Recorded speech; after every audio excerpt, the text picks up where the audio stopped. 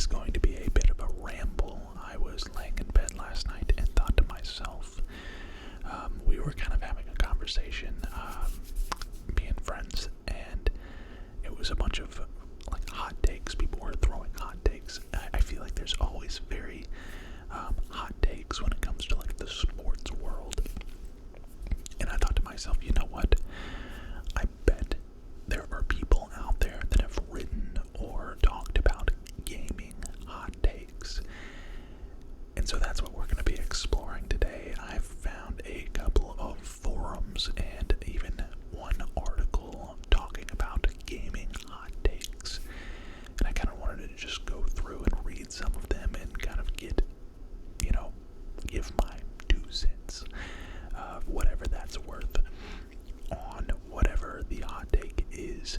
And then you guys can, of course, leave your comments and let me know your hot takes on gamings, and I can read those. And I don't know, it can be maybe a nice little open discussion. But if you're new to the channel, hit that subscribe button. I'm doing ASMR every single day. I drop an ASMR video pretty much every single day.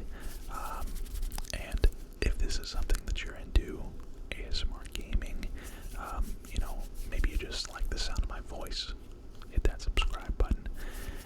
I'm here to get you guys nice and relaxed, so hit that subscribe button. Help us get to 100,000 subscribers. And if you're already subscribed, first of all, thank you. Second of all, drop a like on the video so that it helps push to more people. But most importantly, sit back, relax, and enjoy. So we have Dennis here. He wrote 10 gaming hot takes, but this is part 1. I think there's only 5 in here. He says, today I thought we could have a bit of fun and talk about some of my more controversial gaming opinions. This is the first part of a 2-part list, so be sure to stay tuned in the days ahead for 5 more gaming hot takes. There were too many to fit in a single piece this time around. Although this is intended to be lighthearted and somewhat tongue-in-cheek, there are opinions that I genuinely hold. I'm not making things up for the sake of clickbait. I'll always give the caveat that I'm a fan of video games and an advocate for gaming as a hobby, but that doesn't mean that there aren't certain things to criticize from time to time. And I want to go ahead and piggyback off of this, guys. This is meant to be lighthearted. If you do see a hot take in the comment section, please, let's keep things civil, okay? I don't want an all-out war in this comment section, and I'm willing to bet that some of you guys are willing to die on a hill of,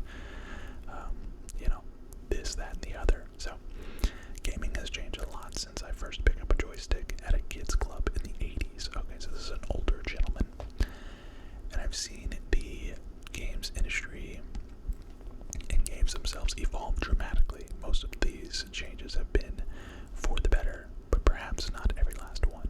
Okay, we won't read on. Let's see. Hot take number 1: an open world isn't the right choice for a lot of games. I don't know about a lot, but for some, yes. Jedi Survivor is a recent game that employed an open world style. Honestly, I'm okay. Like, if he's gonna talk about Jedi Survivor and how it was open world and it didn't need to be, I'm okay with that.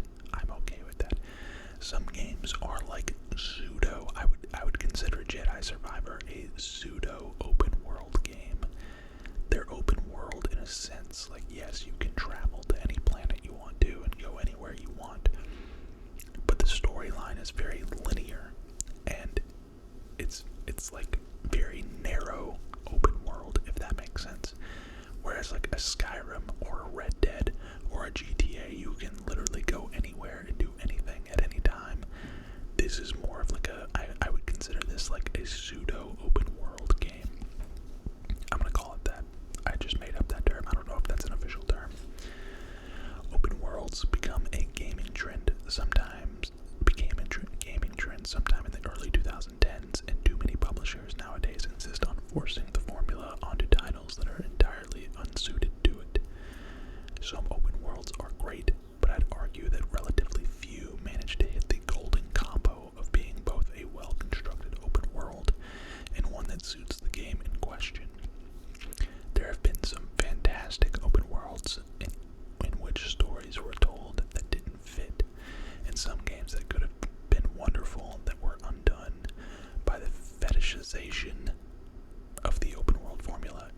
some corporate boardrooms. I agree. Like, for instance, Red Dead, fantastic open world. Skyrim, fantastic open world. I'm currently replaying through, actually playing through for the first time for the most part, or for half of it, God of War Ragnarok, and that game is open world. But again, it's like, I'm going to keep using the term pseudo open world. It's open world like Jedi Survivor is open world, not open world like Skyrim or Red Dead is open world, if that makes sense. So I like the games where you can go and do anything, and you can play the quest lines at your own pace and find new quest lines and stuff.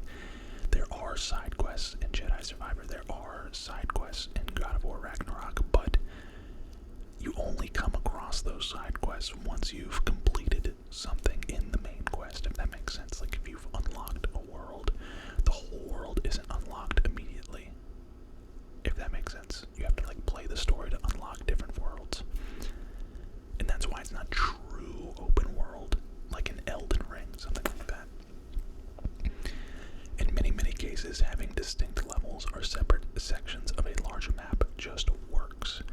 It allows for the game's narrative to create an often necessary sense of physical distance in between locations, something that even the best open world maps are usually unable to manage. And for an awful lot of stories, even in games that we might consider to be masterpieces, that can be important to the immersion. Oh wow, open world on the Dreamcast, interesting. Take Red Dead Redemption 2 as an example. That game is one of the very best I've ever played, but there were several points in its single-player story where the open world formula came close to being a problem. After escaping the town of Blackwater by the skin of their teeth in the game's prologue, Arthur, Morgan, and the gang roam around in the mountains for a while before eventually finding a new place to make camp. Literally 5 minutes away from Blackwater. And this would happen again later in the game when the gang would escape the town of Valentine only to settle at a new campsite just up the road. I mean, I think dude is a little confused as the time period of, like, literally if you just go in the wood, like, you're fine. Like, nobody's gonna find you. I see where he's coming from, though. The game's narrative presented these locations as if they were far apart, but the open world of Red Dead Redemption 2, for all the content that it was filled with, didn't always gel with that. I feel like the Red Dead map was massive, but that's just me. It's a scaled-down representation of part of the United States, and I get that, but narratively, it might have worked even better if the game's main act took place in separate, smaller open maps, instead of merging them all into one larger open world. I disagree. I think that would end up being something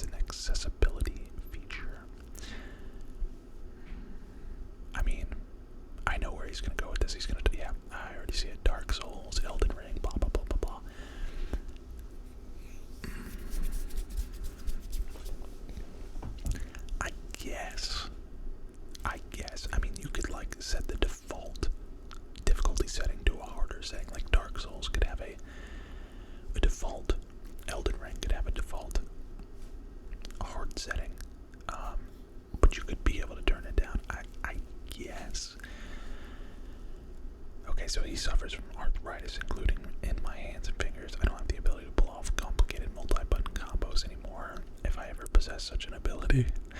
And as with any skill or set of skills, gaming abilities can vary from person to person, even someone who isn't suffering from a health condition.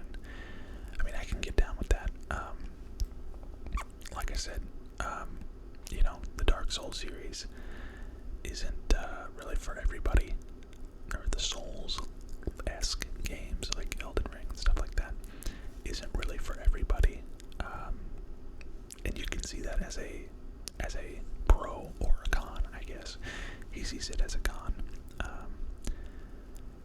absolutely detest the expression, not every game is made for every player. When the debate rolls around, it's absolutely true that people like different things, so if I'm not into online multiplayer shooters, then I'm probably not going to enjoy the next Call of Duty title. But that doesn't apply to difficulty or to making a game that millions of potential players are locked out of because of the skill mismatch or health condition. That kind of gatekeeping is honestly just pathetic. I mean, to be fair, he has a pretty hard stance on this because of his biases, so I can't fault him for that. It's also at the reverse here is true. Certain games can be too easy for some players, including the option to increase the difficulty. In that case, is likewise a good thing and something that developers should seek to include. I mean, most games have like a hard difficulty. Alright, let's go to hot take number 3. Artificial intelligence isn't coming soon. It's already here, and the games industry will have to adapt. Why is this a hot take? I don't think this is a hot take at all. One of the hottest topics of 2023 has been the arrival of easily accessible generative AI software. It seems that anyone can now create an article like this one, a photorealistic image of just about anything, an audio recording of a celebrity, or even code for a video game. This technology has well and truly landed, and I don't see any practical way to prohibit or ban it. So the games industry is going to have to adapt to that reality. I can see a lot of potential positives to AI. Modding, for instance, can now be a lot more creative, and we've seen already mods featuring AI voices that are basically seamless and can add a lot of character or story. For smaller developers and indie studios too, AI has the potential to be a massively useful tool, doing things that a single developer or small team wouldn't be able to achieve. I agree. One of my favorite games of all time, Skyrim, Fallout, all the Bethesda games. I've played them time and time again, time and again. If I was able to go on to Skyrim today and get completely different voice lines than what I got 10 years ago, that would make for a unique gameplay experience. Now, granted, there's probably, the AI would have to be, kind of, what's the word? I'm like limited, maybe. Obviously you don't want to have a conversation about like, modern day technology in Skyrim with an NPC of like, one of the blades or something like that. The Jarl is talking about his airplane that he took to Whiterun, and then what are you talking about? Okay. So like from that standpoint, it would have to be like limited. But if I could go on and like have an actual conversation with an NPC, that would be really, really cool, and it would make for the replayability of video games. The replayability would skyrocket. All of a sudden you don't know what someone's going to say. You have to listen to every single word and respond to them directly, not just, click XXXXX or A through the cutscenes,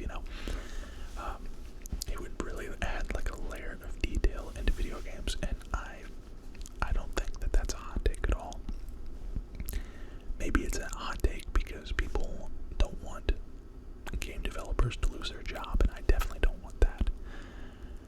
But there's definitely a place for AI in video games. I will agree with that. Hot take number 4, Sonic the Hedgehog doesn't work in 3D. Oh no, we're not going there. Okay, he's getting really specific here. So, I did not play Sonic Frontier, Sonic Adventure 2 is one of my favorite games of all time, and that is a 3D Sonic game. Therefore, I have to disagree with that. I have to disagree with this hot take. I see where he's going with this. Along with Super Mario, Sonic was one of the characters who scaled the mountain and was at the absolute peak of gaming for a time. But Sonic's sole gimmick meant that the character struggled to successfully make the transition from 2D side-scrolling games to fully 3D titles. Extreme speed is something that works well in a 2D title, but it's hard to code and even harder to play in a 3D environment. That's true. I see where he's going with this. The Sonic 2D world was very iconic, and they've actually made a new Sonic game that was that's meant to kind of take it back to the 2D realm. But I just, all in all, I disagree with this take. I don't need to read for it. Even if Sonic Frontier was a flop, if we ever got a Sonic Adventure 3, which some people say that we did in the form of like something else, I would love that. Google Stadia was a good idea in more ways than one. Hot take number 5. I don't disagree with this either. The only thing that I would say is I think this technology, I think cloud-based technology is just a little bit too ahead of its time. The world doesn't have high-speed internet that is required. We don't have the speeds, the internet speeds required to play cloud-based games, stream cloud-based games in a quality way. You know, if I was living where I grew up, which has very, very slow internet service, not only would I not be able to play cloud-based games, I could barely even play like Xbox Live back in the day, and it's probably still like that. If I had to guess, my old neighborhood is still like that. Even with like Starlink nowadays, Starlink is probably not fast enough to stream cloud-based games at a high quality. It's just not. Starlink is great for getting people connected. Starlink is probably great for browsing the internet, but like I wouldn't even trust fiber optic at this point to play cloud-based games at a high level. The latency is just going to be too much. Now, if you're talking about single-player games, then by all means, yeah, single-player games could be great for Stadia, and I think that's probably the main market. But was Google Stadia a good idea? Absolutely. Was it performed well? No. I do, however, think that it would be really cool to see like cloud-based gaming in like consoles. One thing I'm thinking is like a Fire Stick, like Roku, Amazon Fire Stick, Roku sticks. Like you could download an app onto your Fire Stick, and then you could stream the game to Roku. Like that sort of thing already exists in the sense of playing on your phone. You can stream your Xbox to your phone. Why can't you stream your Xbox to your Roku Fire Stick or your your Roku stick or your Amazon Fire Stick, something like that? That would be amazing. That would cause a lot of that would allow me to leave my Xbox where it is right now. If I wanted to play my Xbox in bed, I could just open up the Xbox app on my Roku stick, which I have in every single TV, and I would just be able to play it as if it was right there plugged into my TV. That would be amazing. I would love to see some sort of like partnership between Roku or Amazon and these companies, Sony, Microsoft. That would be amazing. But as far as like Google Stadia goes, I think it was just not the accessibility. It's not worth it.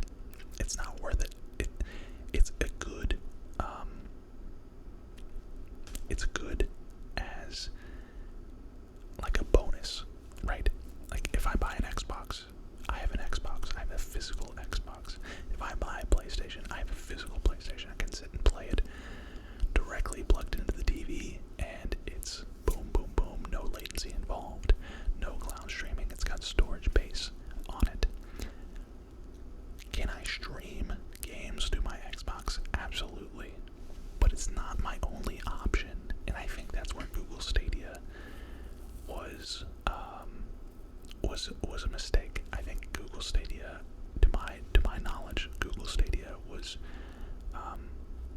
all streaming. That's kind of how it operated. It was like a streaming Steam, basically, for PC. I don't know. I could be wrong.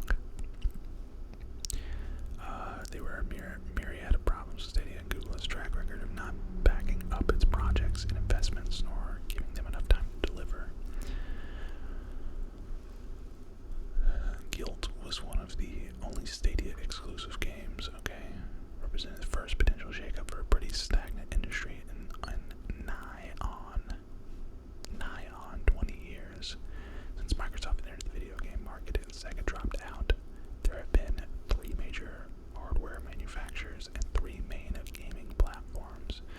Disrupting that status quo is, again, not a bad thing in theory. Stadia, with Google's support and financial resources, seemed well positioned to be the kind of disruptive force that often leads to positive change. The Stadia won't be remembered except as the answer to an obscure pub quiz question in a few years' time, perhaps.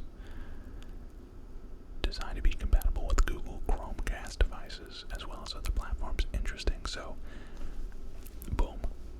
Google Chromecast is basically a Fire Stick or a Roku stick. I would love that technology to be transitioned over to Roku. Again, it's not the only way to play your Xbox or the only way to play your PlayStation, but it's an additional way. I think there's money to be made there. That seems to be it. For some reason, they have a picture of Starfield here. I wonder what he's gonna say about Starfield. Oh, here's part 2. Should we want? You know what? Let's read part 2. Story matters more than gameplay in most cases. Okay. Agreed. Are they gonna say the story of Starfield wasn't that good?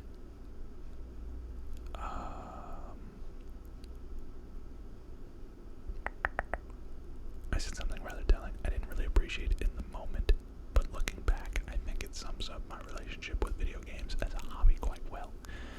I'm someone who will happily play through some absolutely box standard gameplay if I'm enjoying a story or fictional world. If you want to see the full code in context, by the way, you can find my piece on Starfield by clicking or tapping here. Sums up how I relate to most games I play, and almost all single player and action adventure titles. There are some exceptions. Mario Kart 8 Deluxe springs to mind, as does Fall Guys, and some turn-based strategy games too. But when I look at the games I've enjoyed the most since at least the second half of the 90s, it's story more than gameplay that appeals to me. I can get behind that. When I think of like the top games of all time, I'm not thinking. My mind immediately thinks to the story of the game, not to the gameplay of the game. So I think the story resonates with people more than the gameplay does. Goes on to talk about Cyberpunk. More complexity and additional gameplay elements do not make a game better.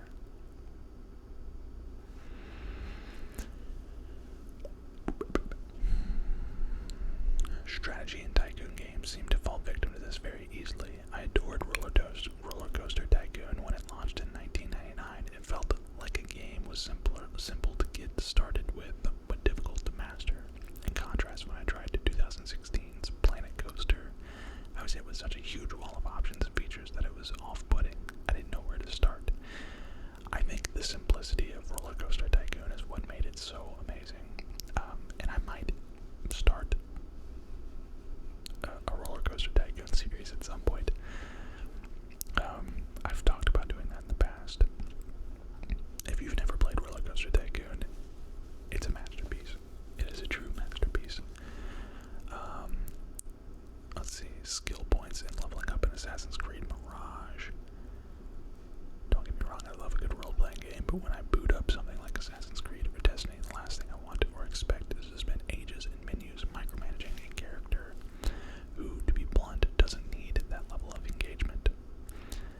So I'm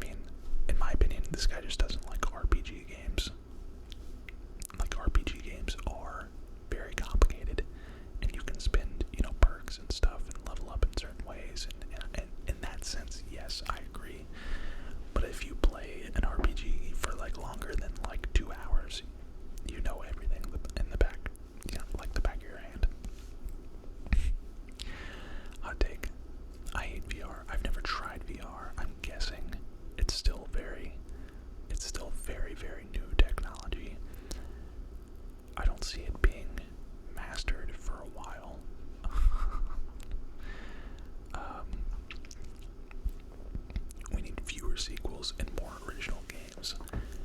I will agree with that as well. Forspoken didn't exactly light up the board, unfortunately. I think that is probably a big reason why these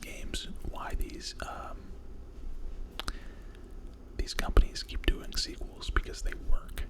You know, as soon as a company tries something new,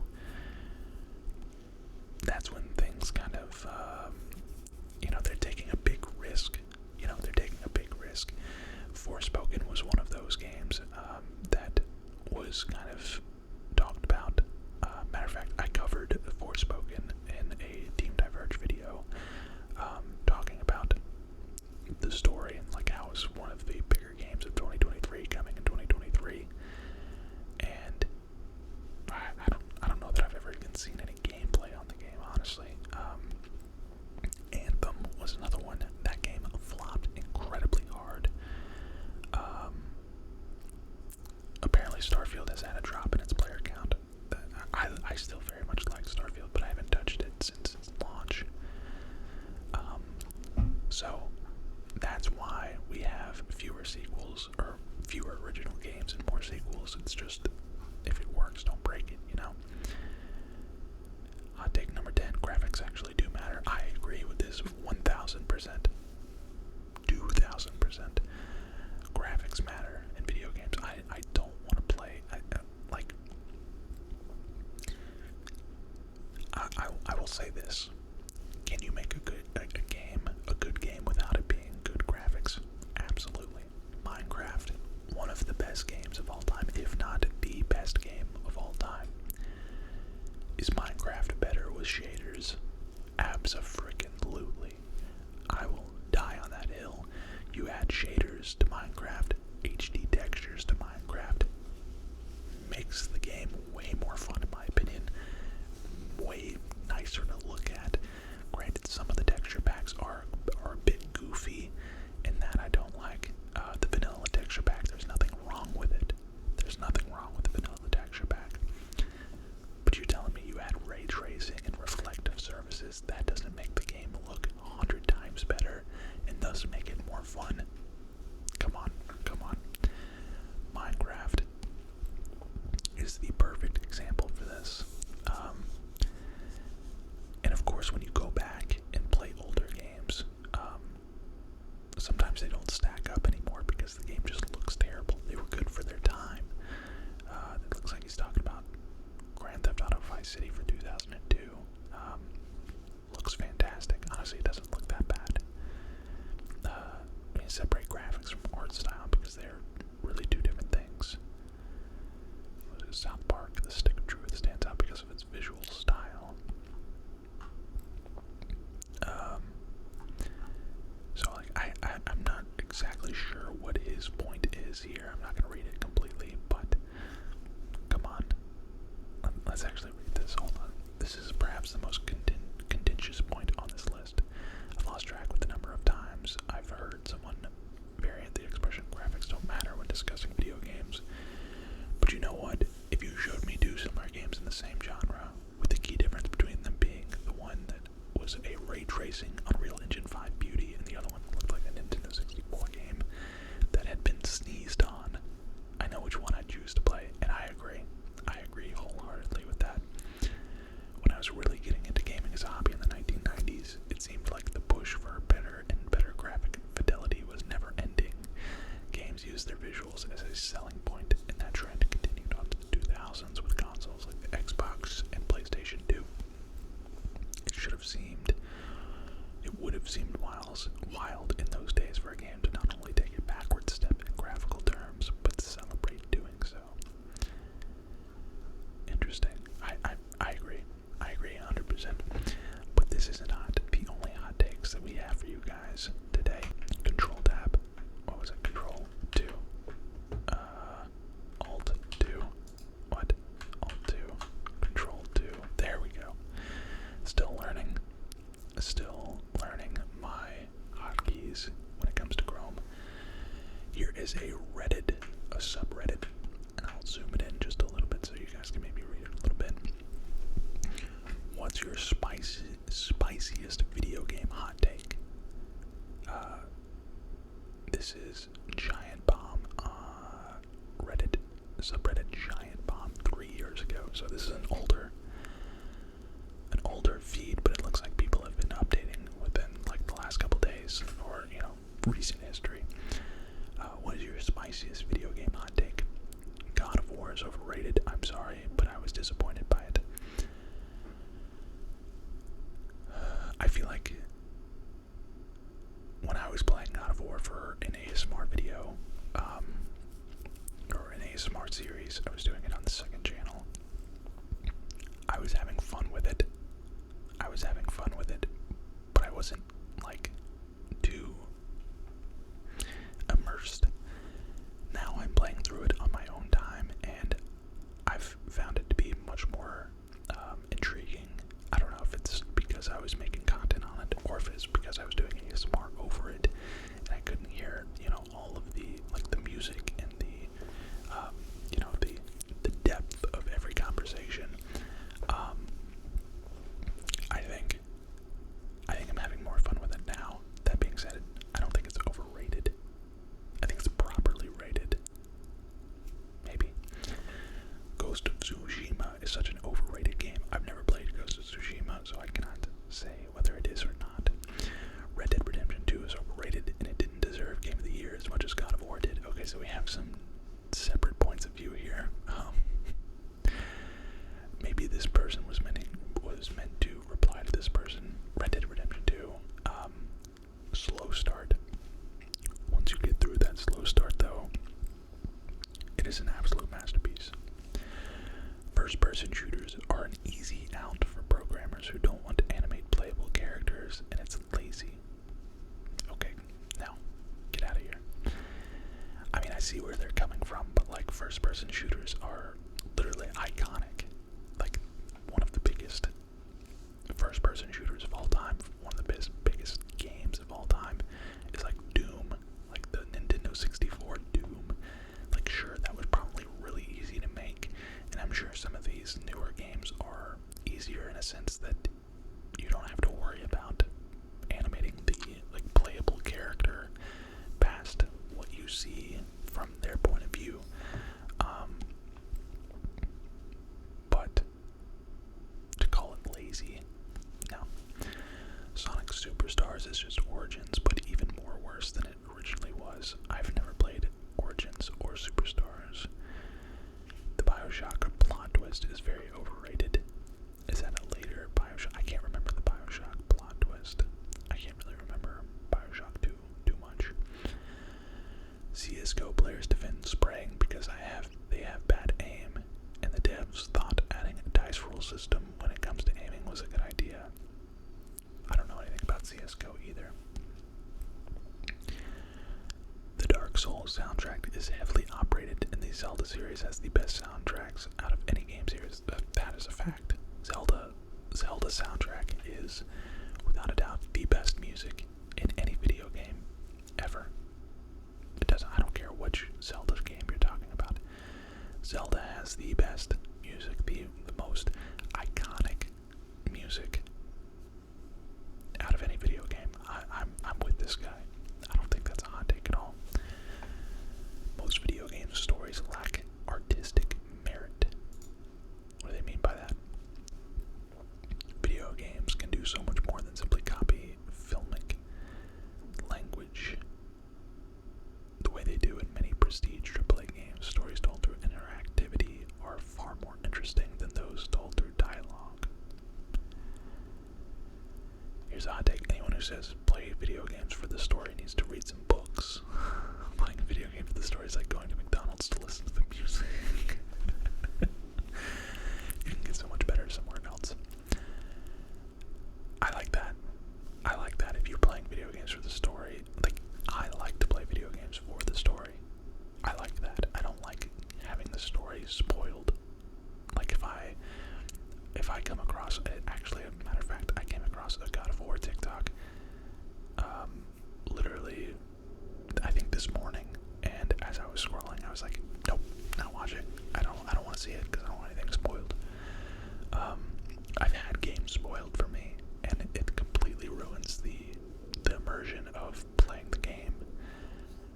So for that reason, I kind of disagree with this. But like, also, yes, if you're playing video games with a story, you probably would enjoy reading as well.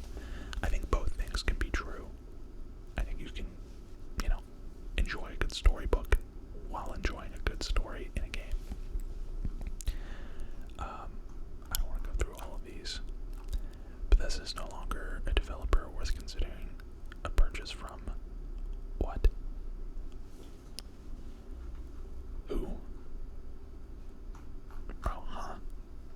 No longer a developer worth considering a purchase from.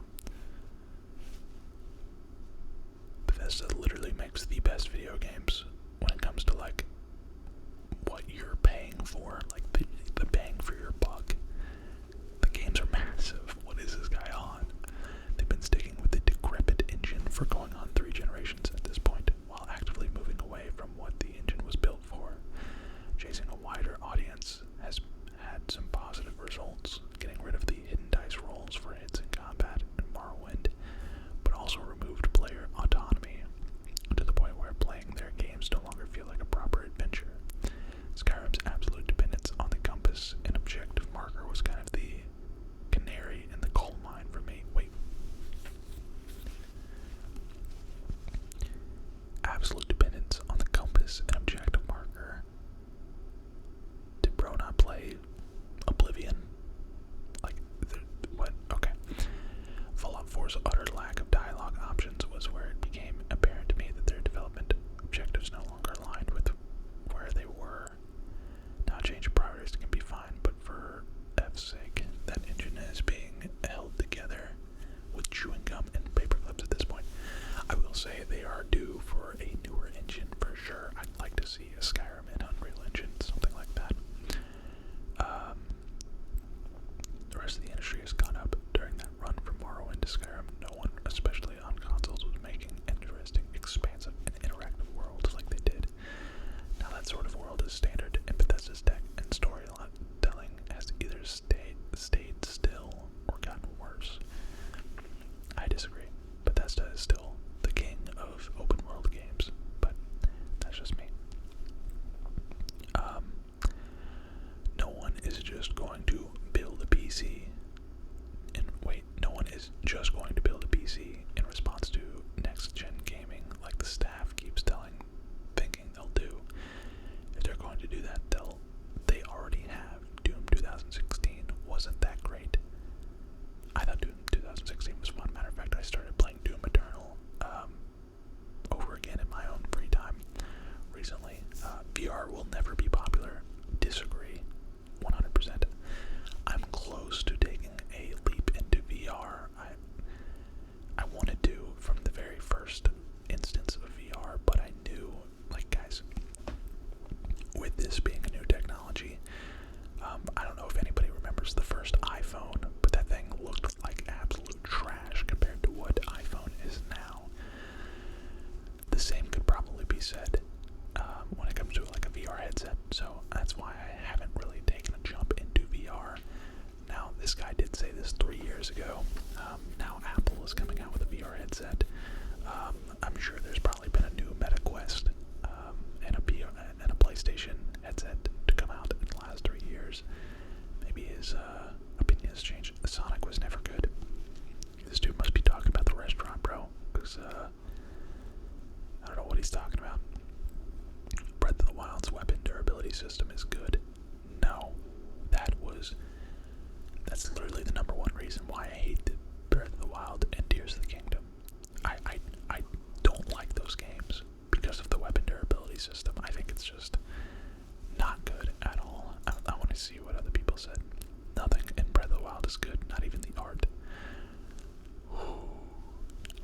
I love this. I think Breath of the Wild and Tears of the Kingdom have to be the most overrated games, in my opinion. I've tried to play them. I finished Breath of the Wild. Breath of the Wild just felt like so, I don't know, it just felt like everywhere was the same. Like all the dungeons were the same. When I think of Zelda, I think of Ocarina of Time, Majora's Mask. Ocarina of Time specifically, there was 3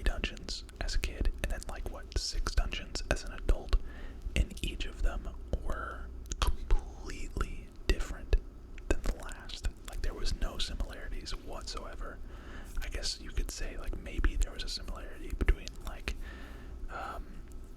the giant fish, the what is it, Jabu Jabu's belly or whatever, and like the water, like they were both water, the water temple, or like the forest temple and the Deku tree. Maybe there's a little crossover there, but like literally all of Breath of the Wild's dungeons were all just like these metal beasts that were like in a different shape, like, but they were all the same. I don't know why they've gone to this this like open world Zelda game, and piggybacking off of the first article we read. I think that Zelda is a game that does not need to be open world like that, not even the slightest. I think that they should go back to the formula of like Ocarina of Time and Majora's Mask. I like that way more. I think you win the thread. Music is great for the first 8 hours. I don't necessarily agree with it. However, wait. Okay, so he's still talking to Breath of the Wild. Okay. People put too much weight in the length of games as its value. Dollars per hour. A concise game shouldn't be knocked solely on that factor alone.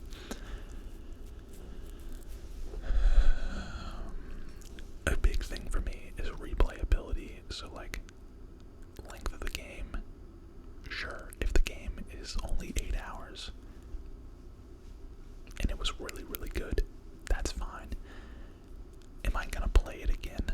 Like, in my mind, the first thing that comes to mind, and I tried to play it the other day, Spider-Man 2 specifically. Great game, fantastic game. Beat it in around, I think I streamed it 5 times and I beat the whole game. Now could I go back and 100% it? Could I do all the side quests and do all the things? Sure. That might take me an additional 10 hours, 20 hours maybe. But after that,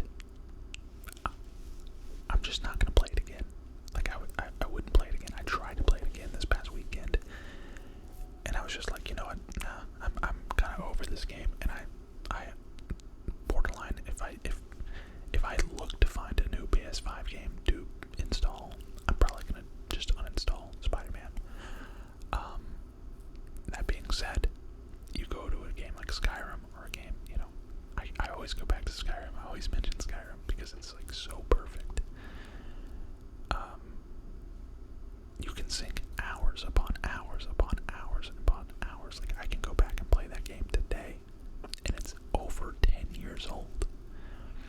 The $60 that I paid for that game, and actually I think I've bought it for like 4 different platforms at this point. So we'll say the $240 that I've spent on Skyrim far outweighs the $60 that I spent, or $70 that I spent on Spider-Man 2. Far and away. So I don't think people put too much weight into those games. This guy loves the tight 5 to 8 hour campaign. All killer, no filler. See, Modern Warfare 3 campaign was about 5 to 8 hours. Terrible. This guy wrote way too much. Let's see here. Let's keep going down here. The refrains of "it's supposed to be hard" is used to excuse a lot of poor design in the Soulsborne game. Okay, so he's going into the Soulsborne games. Most JRPGs are bad games, horrible writing, confusing storylines, either outdated or overly convoluted mechanics, also usually way too long. JRPGs. What are JRPGs? What is a JRPG? Japanese role-playing games. Okay. Most JRPGs are bad, horrible writing, confusing storylines. Okay, so for me, Final Fantasy has always been confusing. I've always been super lost playing any of the Final Fantasy games. So like that I can kind of agree also, the newer Final Fantasies have gotten to be a little bit more open world, and again, not necessary. I remember playing Final Fantasy X-2 back in the day, Final Fantasy X and Final Fantasy X-2 with a buddy of mine, and it was a very linear game, and it was a great game. Nowadays, I don't know why it's gotta be necessarily open world. I don't care about the game's end game. I finished the main modes. There's nothing left. That's it. People put too much value in that. Finish the game and move on. What does he mean by that?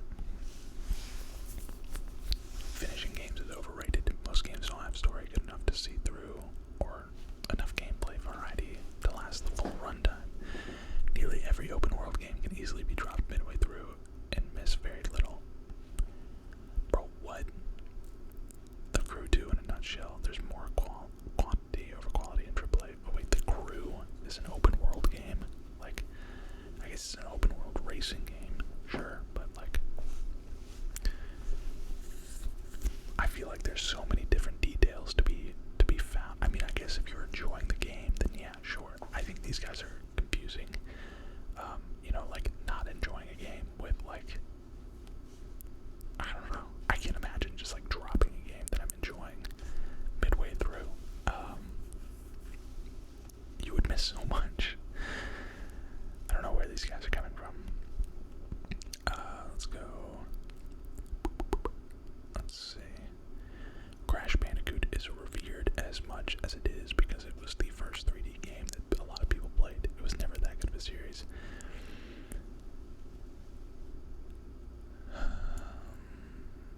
I think the second one was better than the first one, and then probably the third one was better than the second one. But I see where they're coming from. It's really not that good of a game. It's really not. But it's iconic, and I had a ton of fun of it. Ton of fun with it as a kid. But it's very basic. You go back and play Spyro though. Spyro is much better than Crash Bandicoot. I'm sorry, it is. I feel like it stood the test of time a little bit stronger than Crash Bandicoot did. It's a little bit more 3D than Crash Bandicoot was. Not that Crash Bandicoot was 2D, but it was like 2.5D, I would say.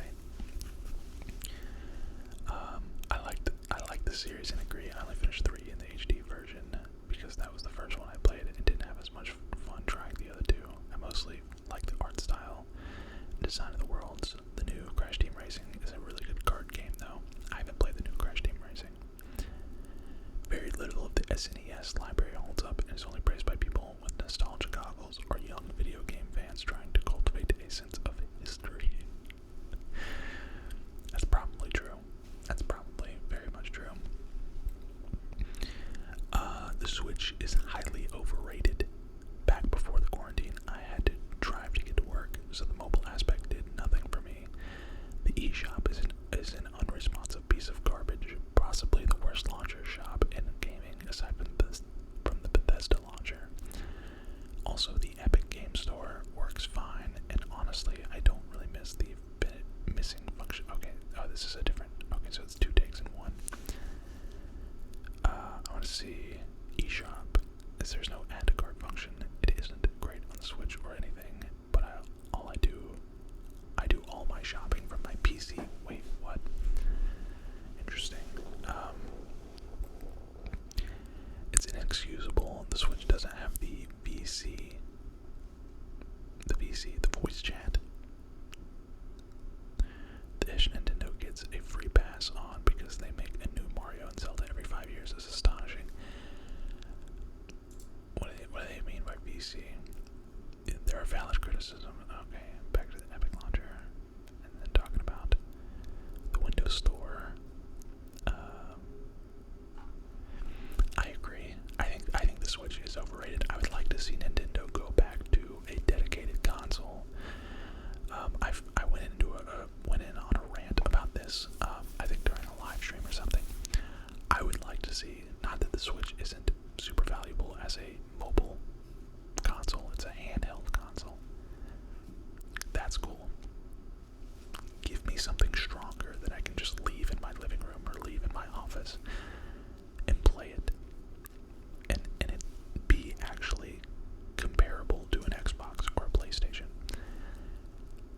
use the example of Breath of the Wild, a game that everybody loved. Tears of the Kingdom, a game that everybody loved except me, apparently. Imagine that game now, but with like super polished graphics, a little bit more depth. I feel like the game itself is, it's kind of like when you look at things off in a distance, there's no detail. Where you could add detail because of the stronger, system.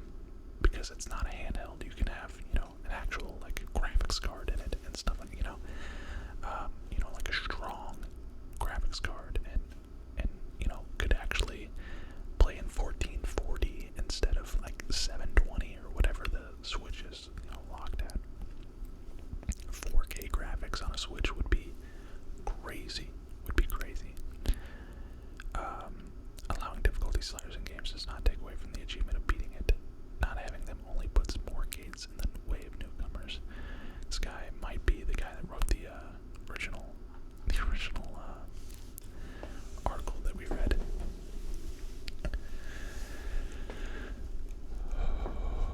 Skill-based matchmaking is an evolution in multiplayer games. It helps nurture an environment. I think he meant nurture. An environment for new players to grow and improve their skills without getting discouraged. It's not perfect and there will be smurfs, but it's better for the health of the game.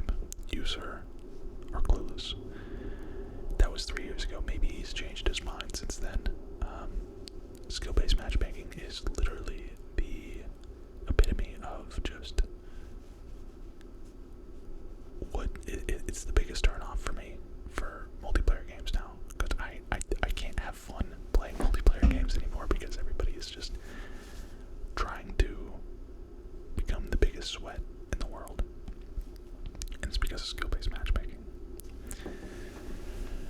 We'll do a couple more and then we'll probably end the video. If you made it to this point, guys, leave me a comment, and of course if you're not subscribed, go ahead and subscribe. We're almost an hour in. This is back-to-back hour-long videos for you guys. Any game that relies on a loot system is merely using cheap psychological tricks in order to get people to play their bad game. Get out of here, bro. Get out of here. That's... yeah, I was about to say this. He's talking about Soulsborne. Like, think about Elden Ring. Literally all of Elden Ring is just like loot. Borderlands. Is it looter shooter? Like, dude, stop it. Calling those games bad is insane. Okay, so 3 years ago, this was before Elden Ring. I'm gonna defend Destiny here. To me, that's a game where loot is secondary to the gunplay and movement. Destiny is also a very popular game. I didn't really like Destiny, but I can see where that fits the mold of what this guy is trying to say. Skyrim is insanely boring in 2020. Alright. Okay. It's the Euro truck of RPGs, no tension, just soothing. I totally get how it could be that way for someone, but most Bethesda games just end up boring for me after a few hours. Wow. I also think that Fallout 4 showed that Bethesda had little room for improvement from its limited engine, basic mechanics, and an overall lack of imagination. Skyrim was oh, what did I do? Go back. I can't look at that other reply, I guess. I can look at these though. It was pretty boring in 2011 too, honestly. Still put 100 hours into it, so it wasn't bad by any means, but it does become really stale long before the end. Yikes. Okay. These guys are uncultured. Death Stranding is a good game. Wait, what? Did people think that the game wasn't a good game? I've never played it, but I remember that game being... I don't remember that game just like not being good. I don't remember it being received poorly. Interesting. Maybe I should play Death Stranding. Maybe that's something I can play. Let's see. Both Red Deads are bad games with great stories. GTA just flat out sucks. Okay. Rockstar is remarkably bad at mission design. Despite creating huge interactive world, they require you to follow a very narrow, constrained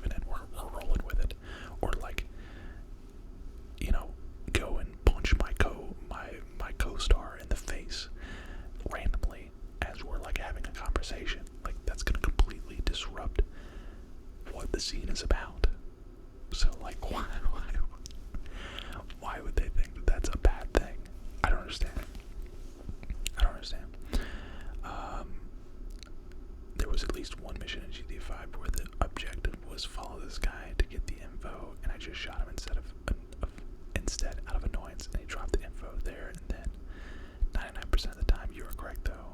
I was so surprised it worked.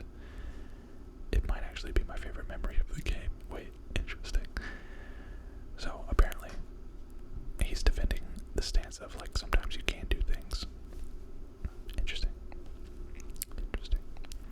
I hate multiple endings in games. As soon as I know that there's different endings, I begin thinking all the time that I'm doing what I'm doing, and until I know that I'm locked in the ending I want, I can't really relax. I love Mass Effect, but damn, I hate Mass Effect. Interesting.